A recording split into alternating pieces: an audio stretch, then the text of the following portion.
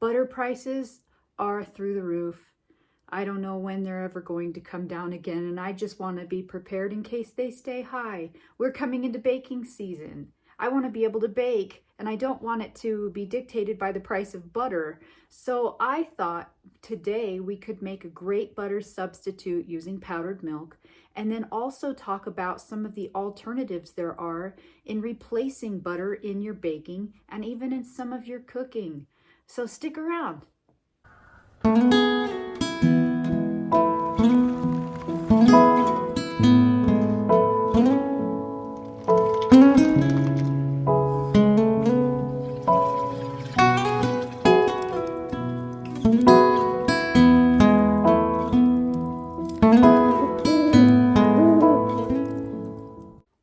For starters, I want to recommend a product.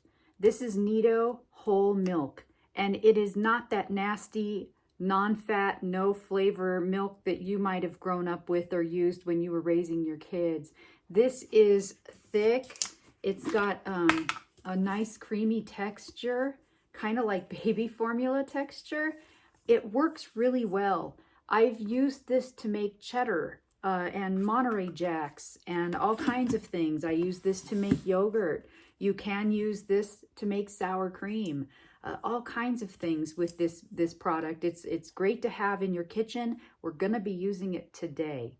The recipe for the butter substitute calls for 3/4 of a cup of powdered milk. There's a 1/2 cup and another 1/4 cup. It also calls for 1/4 of a cup of coconut oil, and you want to make sure that it's refined so that it doesn't taste like coconut. Unless that's what you want, you know, it's up to you. So we've got all of that in there. I just think it's great to have these alternatives so that if you run out, you could mix something up that was shelf stable 20 minutes ago. Lastly, it calls for 1/3 cup of water. Pour that in. And then, oh, one more final thing is salt. Now, you can add a little bit of salt. And if you want more, put more in later. But if you add too much salt all at once, you can't take it back and you've just ruined it.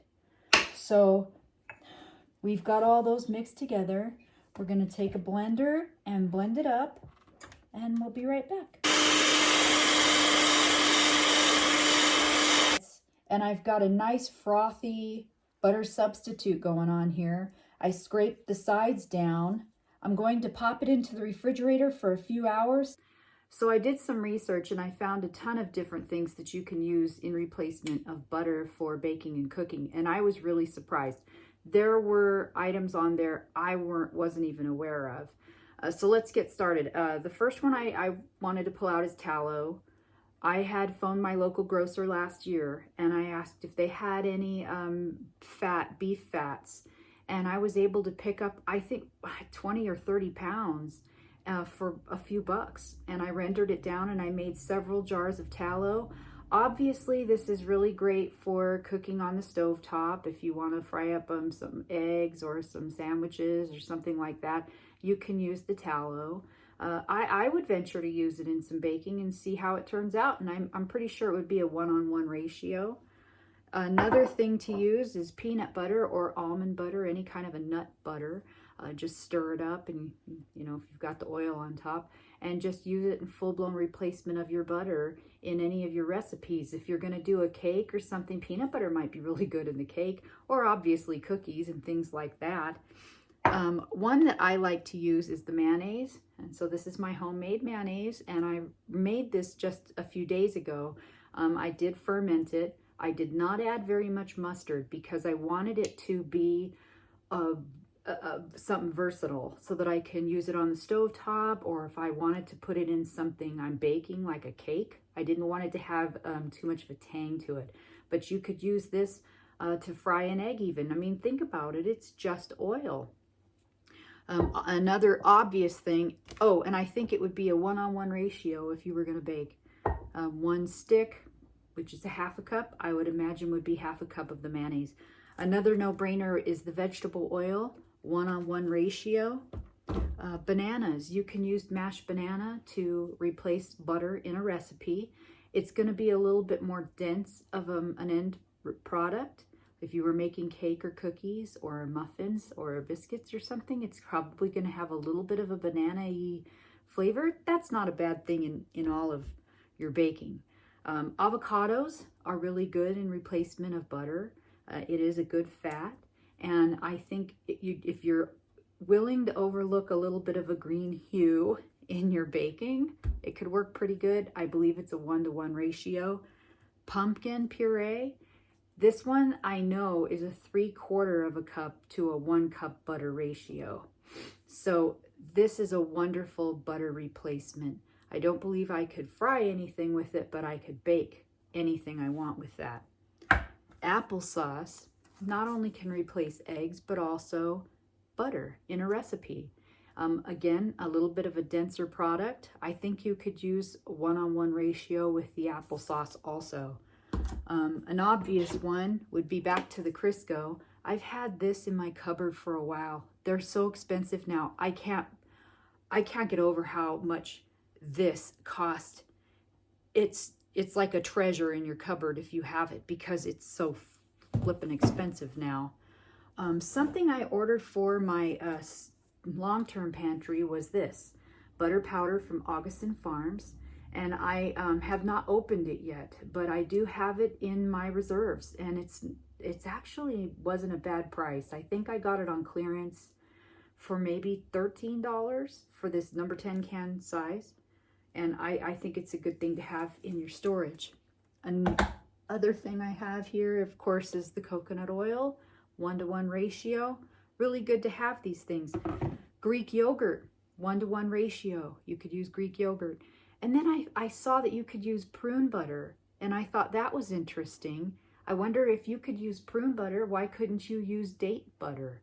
So if you have any in your supply, just grind it up and just use it in replacement of your butter. And then one that really surprised me was black beans. I thought that was awesome. I think I might give that a try the next time I'm making some kind of a brownie, because I've made black bean brownies and they're not bad. They're really, really decadent actually, because the chocolate just takes over. It just takes over the whole recipe, and it's just really, really decadent. But these are all of the substitutes that I have found so far. Let me know if you find any more. I think it's awesome to have backups for your backups and your backups. And if you run out of one thing, you at least have another thing. And we have a little bit of time before the holidays start. So might be a good time to start practicing with some substitutes to see what you like and what actually works, and save your butter for the big dishes, I guess, or having it out on the counter with your mashed potatoes come the holidays. I know people that do add mayonnaise to their mashed potatoes, and they like it. You can add all kinds of things to your food and just mix it up a little bit. But boy, the prices are really getting scary high, and I like to be prepared, and I don't want to have something not work out, to the best of my ability. If I can still bake and cook, it gives me some kind of a peace and a sense of safety that I can, it's like a therapeutic thing. When the world's on fire, I could come in the kitchen and make something, for my family, and just have some therapeutic time to relax and calm down. It's almost like earthing. It's almost like going and putting your bare feet on the grass and just having a few moments to just calm down and collect yourself in a world that's kind of on fire. This is where I find some of my peace. Okay, I thought I would show all of you that while we were waiting for the butter to set up, and we'll check it in a few minutes and see what we've got.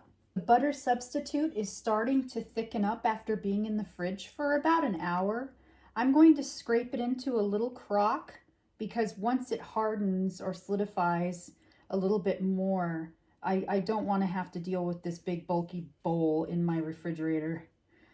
This is not going to become an exact replica of butter. in the consistency. But this is, like I said, a really good butter substitute, and it tastes really good. I think you guys are going to be impressed with the end result. So back into the fridge it goes. Well, the consistency is great. I mean, look at that. It holds up fantastic. I'm going to go ahead and toast up some bread, and we'll try it on a piece and do like a melt test. Let's see how it melts. Really excited about it. Got my hot sourdough. It's actually really, really hot. You can see how that spreads. Gosh, that's great. It's awesome. I've made this recipe a few times in the past. I've even used olive oil. And you could see the consistency is really great. It's nice and melty. Let's give it a taste.